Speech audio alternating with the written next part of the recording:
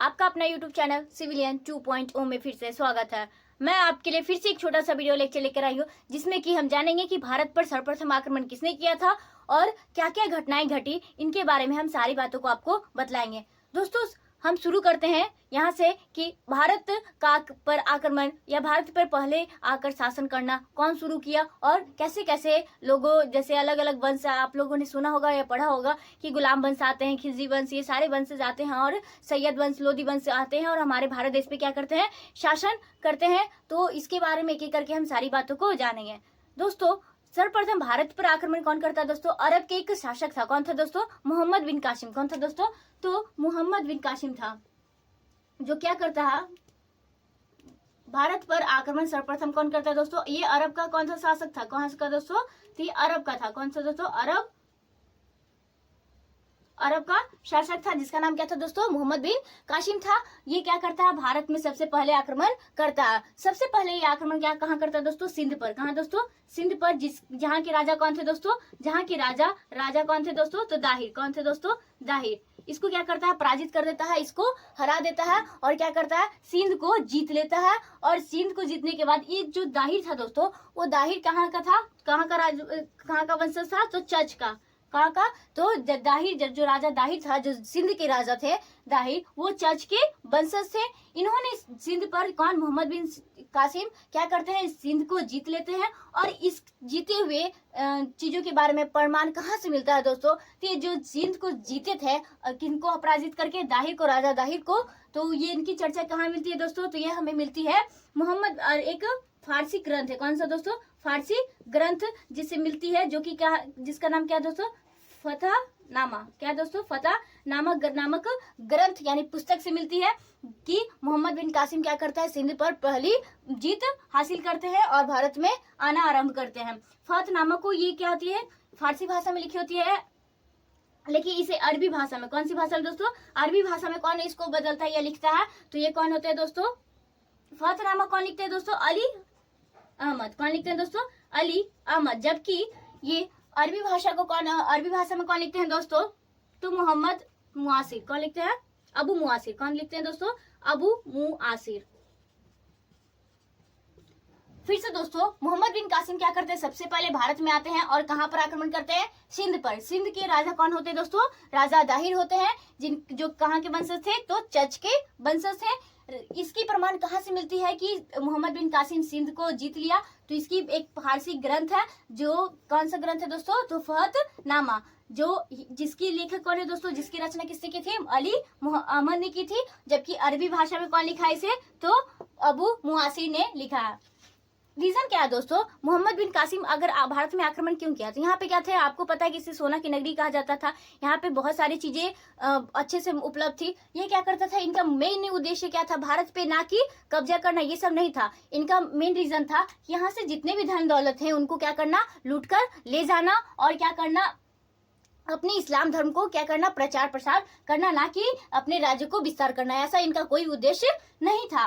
फिर ये क्या करते हैं दोस्तों, ये होने के बाद ये क्या करते हैं, मुल्ताना, कहाँ दोस्तों? मुल्ताना पे क्या करते हैं, आक्रमण करते हैं और यहाँ भी क्या करते हैं, ये जीत जाते हैं। क्या होते हैं? जीत जाते हैं। और जीतने के बाद क्या करते हैं दोस्तों, यहाँ से इतने सारे धन दौलत इन्हें मिले, इतने सारे धन संपत्ति लूटे इन्होंने कि इसे मुल्ताना को क्या कहा, इन्होंने क्या कहा, स्वर्ण नगरी कहा गया। इतिहास में इसे क्या कहा गया दोस्तों? तो स्वर्ण नगरी कहा गया। तो पूछ सकता है कि इतिहास में स्वर्ण नगरी किसे कहा गया दोस्तों? तो मुल्ताना को। मुल्ताना में इतने सारे धन संपत्ति मोहम्मद बिन कासिम ने लूटे कि इसे क्या कहा गया, स्वर्ण नगरी कहा गया।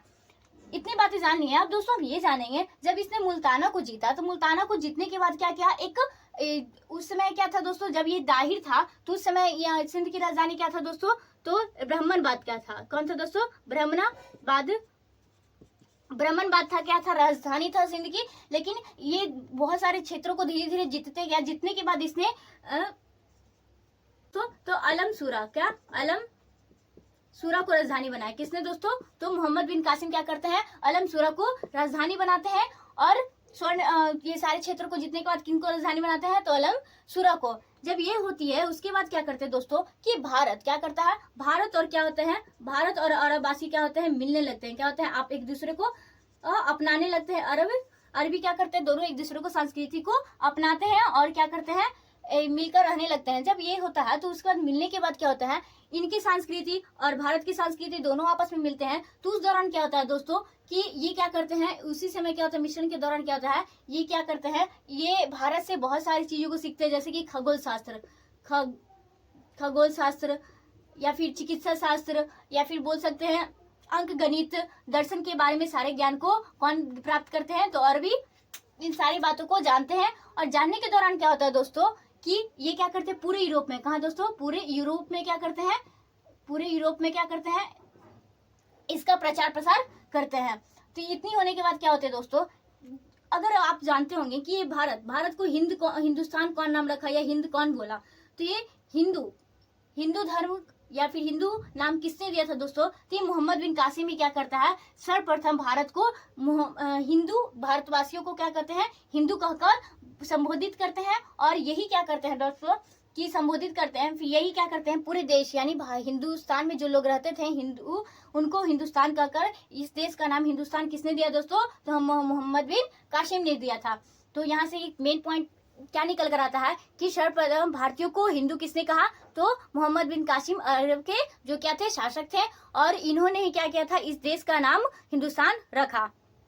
इसी समय क्या होता है दोस्तों, ये पर्दा प्रथा के बारे में आप सुने होंगे कि पहले की जो स्त्रियां होती थी वो क्या करती थी, पर्दा में रहा करती थी। इसी समय क्या होता है, पर्दा प्रथा का तेजी से भारत में विकास होता है। और इसी दौरान क्या होता है दोस्तों, तीन कर इसने लगाता है, कौन कौन दोस्तों, तो जजिया,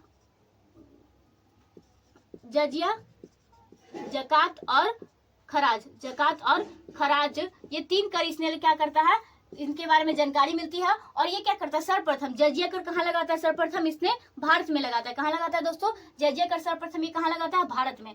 कौन, तो मोहम्मद बिन कासिम। ये सारी बातें हम किन की बात कर रहे हैं भी, मोहम्मद बिन कासिम की, क्योंकि सर्वप्रथम अरब के ये शासक आते हैं, भारत पर आक्रमण करते हैं। ठीक है, जब ये भारत पे क्या करते हैं, जजिया कर लगाते हैं, तो सबसे ये जजिया कर नहीं वसूलते हैं, ये क्या करते हैं, पांच, कौन कौन दोस्तों, ये 5 लोगों से जजिया कर से मुक्त रहते हैं। कौन कौन दोस्तों, एक बूढ़ा से ये कर वसूला नहीं जाता था, बच्चा, औरत या विकलांग या फिर एक ब्राह्मण, ये 5 से ये क्या करते थे, कर नहीं वसूलते थे। कौन दोस्तों, तो ये मोहम्मद बिन कासिम कौन सा कर नहीं वसूलते थे, तो जजिया कर इनसे क्या था, मुक्त था। ठीक है, जब इतनी बातों को जानिए तो दोस्तों ये सब जो कर लग रहा था तो ये इनसे मुक्त था। उसके बाद कौन आते हैं दोस्तों, तो फिरोज शाह तुगलक। कौन दोस्तों, फिरोज शाह तुगलक। ये क्या करते हैं, समाप्त करते हैं ये क्या करते हैं, ब्राह्मणों पर कर लगा देते हैं। कौन करते हैं, तो जब जो मोहम्मद बिन कासिम जब जजिया कर लगाते हैं तो ये इन सारी चीजों पे क्या होता है, कर नहीं वसूला जाता था। लेकिन फिरोज शाह क्या करते हैं, ये मोहम्मद जो जजिया कर होता है वो क्या करते हैं, ब्राह्मणों पर भी लगा देते हैं। तब जाकर किनकी बारी आती है, गुलाम वंश के एक शासक, मुगल वंश के शासक कौन थे, अकबर के बारे में। अकबर के बारे में आपने सुना होगा दोस्तों, अकबर क्या करता है, 1564 ईस्वी में, कब दोस्तों, 1564 ईस्वी में जजिया कर को खत्म कर देता है। क्या करता है, जजिया कर को खत्म कौन करता है दोस्तों, तो अकबर के शासक 1564 ईस्वी में क्या करता है दोस्तों, अकबर इसे समाप्त करता है 1564 में। फिर उसके बाद कौन आता है दोस्तों, लास्ट में जब औरंगजेब आता है। कौन दोस्तों, औरंगजेब, वो क्या करता है दोस्तों, ये क्या करता है, भारत में फिर से क्या कर देता है, जजिया कर लगाता है। कौन सा कर लगाता है दोस्तों, तो जजिया कर वापस लगाता है। जिस दौरान क्या करता है, कब लगाता है दोस्तों, तो 1679 ईस्वी में, 1679 ईस्वी में औरंगजेब क्या करता है, वापस जजिया कर को लगा देता है। और फिर क्या करता है, ये एकमात्र, कौन दोस्तों, तो ये बात याद रखिएगा, पूछ सकता है कि और अंग्रेजों से कर जजिया कर वसूलने वाला पहला शासक कौन था, मुस्लिम शासक कौन है, तो ये कौन है दोस्तों, औरंगजेब ही क्या करता है, अंग्रेजों से सर्वप्रथम क्या करता है, जजिया कर वसूलता है। ये उल्टा खुद अंग्रेजों से कर वसूलता है। कौन दोस्तों, तो औरंगजेब। जब हम इतनी बातों को जाननी है तो हम ये जानेंगे कि जब ये जजिया कर वसूल रहे थे उसी दौरान क्या होता है दोस्तों, एक कौन आते हैं, बादशाह रंगीला के बारे में आप लोगों ने सुना होगा। क्या दोस्तों, बादशाह रंगीला।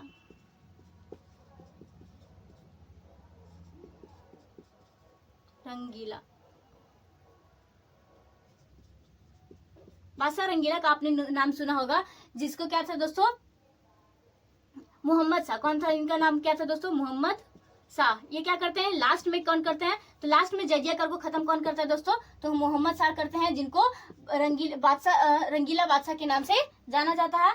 जब ये होती है तो ये खत्म कर देते हैं कौन से कर को, जजिया कर को। इस दौरान क्या होता है दोस्तों, जब ये खत्म करते हैं तो जब जजिया कर समाप्त हो गया उसके बाद क्या होती है, जो हम लोग देखते हैं कि अरबों में क्या होती है, भारत में धीरे धीरे क्या होने लगा, ऊँट बांधने लगा। कहाँ दोस्तों, ऊँट बांधने सिंध पर। कहाँ पे दोस्तों, तो सिंध पर क्या होने लगा, तो ऊँट बांधने लगे। कौन, तो अरबवासी क्या करते थे, वहां पे ऊँटों को अपना बांधते थे और यहीं पे क्या करते, खजूर, कौन सी दोस्तों, खजूर की खेती को प्रारंभ करते हैं। खजूर की खेती, खजूर रोपने की प्रारंभ करते हैं। कहाँ से दोस्तों, तो सिंध पर उन्होंने क्या किया, ऊँट बांधना और खजूर की खेती करना प्रारंभ कर देते हैं। इसके बाद क्या होता है दोस्तों, जब ये घटनाएं होती है तो उसके बाद पता चलता है कि ये कौन, तो मोहम्मद बिन कासिम को क्या करता है, कौन दोस्तों, सुलेमान। कौन दोस्तों, तो सुलेमान क्या करता है, सुलेमान क्या करता है, ये मोहम्मद बिन कासिम को क्या करता है, हत्या करवा दी जाती है। इसके बारे में भी चर्चा कहाँ से मिलती है दोस्तों, तो ये फतनामा जो ग्रंथ होती है इसी के अनुसार यह पता लगता है कि सुलेमान क्या करता है, मोहम्मद बिन कासिम की हत्या करवा देता है। और ये सारी कहानी किसकी होती है, मोहम्मद बिन कासिम की होती है, जो भारत पे आकर सबसे पहले आक्रमण करता है और यहाँ पे रहता है। यही क्या करता है दोस्तों, भारत को हिंदुस्तान नाम देता है और भारतवासियों को हिंदू कहकर पुकारता है। ये सारे काम किसने किए थे दोस्तों, तो ये मोहम्मद बिन कासिम ने किए थे। तो भारत पर आक्रमण करने वाला सर्वप्रथम शासक कौन था दोस्तों, मोहम्मद बिन कासिम था। सर्वप्रथम कब किया था दोस्तों, तो 1712 ईस्वी में कहाँ करता आक्रमण, तो सिंध पर करता है, जहाँ के राजा कौन थे दोस्तों, तो दाहिर थे। और पराजित कर क्या करता है, जो कि दाहिर कौन था दोस्तों, तो चच का वंशज था। कासिम जो मोहम्मद बिन कासिम जो सिंध पर विजय प्राप्त करता है, जिसकी चर्चा कहाँ की गई दोस्तों, तो फारसी नामक ग्रंथ जो क्या है, फतहनामा था, जिसको और क्या नाम से जाना जाता है, चच नामा ग्रंथ से पता चलता है, जिसकी रचना कौन करते हैं दोस्तों, अली अहमद। फारसी में कौन करते हैं, तो अली अहमद करते हैं, जबकि अरबी भाषा में कौन करते हैं, इसे अबू मुआसिर रचना करते हैं। उद्देश्य क्या था, धन दौलत का क्या था, मोहम्मद बिन कासिम का क्या उद्देश्य था, तो धन दौलत को लूटना और क्या करना, इस्लाम धर्म का प्रचार प्रसार करना। इसका क्या था, मोहम्मद बिन कासिम का सर्वप्रथम क्या था, उद्देश्य था, ना कि राज्य का विस्तार करना। ये इसका मुख्य उद्देश्य नहीं था। 1713 ईस्वी में क्या करता है, मुल्ताना को हासिल करता है, जीत लेता है और यहाँ पर क्या करता है, यहाँ से धन दौलत लूट कर ले गया। और क्या किया, मुल्ताना को इतिहास में क्या कहा गया दोस्तों, तो स्वर्ण नगरी कहा गया। क्या कहा दोस्तों, स्वर्ण नगरी कहा गया। और यही क्या करते हैं, सर्वप्रथम भारत को, भारतीयों को क्या कहते हैं, हिंदू, भारतीय लोगों को क्या कहते हैं, हिंदू कहकर संबोधित करते हैं। और इस देश का नाम हिंदुस्तान किसने रखा है दोस्तों, तो मोहम्मद बिन कासिम ही क्या करते हैं, भारत को हिंदुस्तान कहकर पुकारते हैं, बुलाते हैं। उसके बाद दोस्तों हम देखेंगे कि कर, कौन कौन से कर थे लगाए थे उसने, जजिया, जकात और खराज। लेकिन भारत में सर्वप्रथम उसने कौन सा कर लगाया था दोस्तों, तो जजिया कर लगाया था। कौन सा कर लगाया था दोस्तों, जजिया कर लगाया था। इस कर से 5 लोगों मुक्त थे। कौन से दोस्तों, 5 लोग मुक्त थे। कौन कौन, बच्चा, बूढ़ा, विकलांग, औरत और एक ब्राह्मण। इन 5 से ये कर नहीं वसूला जाता था। कौन से कर, तो जजिया कर। फिरोज शाह तुगलक ने क्या किया था, ब्राह्मणों पे कर लगाया था। तो पूछ सकते हैं कि ब्राह्मणों पे कर, जजिया कर किसने लगाया था दोस्तों, तो फिरोज शाह तुगलक ने लगाया था 1564 में। कब, 1564 ईस्वी में अकबर क्या करता है, इस कर को समाप्त करता है। और उसके बाद कौन लगाता है दोस्तों, तो औरंगजेब 1679 ईस्वी में यह कर वापस लगाकर, और इसके साथ साथ वापस कर लगाते हैं और साथ में अंग्रेजों से भी ये कर वसूला जाता है। कौन था दोस्तों, तो किसने वसूला था, तो औरंगजेब ने। नेक्स्ट दोस्तों, अंत में मोहम्मद शाह ने ये जजिया कर को समाप्त करता है। कौन करता है, तो मोहम्मद शाह, जिसको क्या कहा जाता है, रंगीला बादशाह के नाम से जाना जाता है इसी को। ठीक है।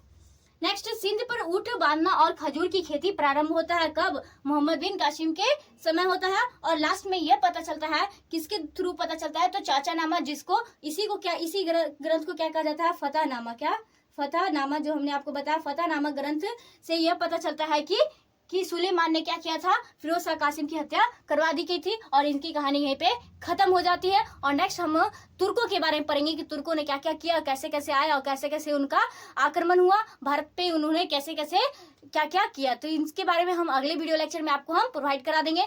दोस्तों, अगर आपको हमारा वीडियो लेक्चर अच्छा लगा हो, अपने दोस्तों तक शेयर कीजिएगा, लाइक कीजिएगा, चैनल को सब्सक्राइब कीजिएगा और बेल आइकन को दबाना ना भूलेंगे। और साथ ही क्या कीजिएगा, आप कमेंट्स जरूर करना, जरूर मतलब भूलिएगा नहीं। तो दोस्तों, थैंक यू।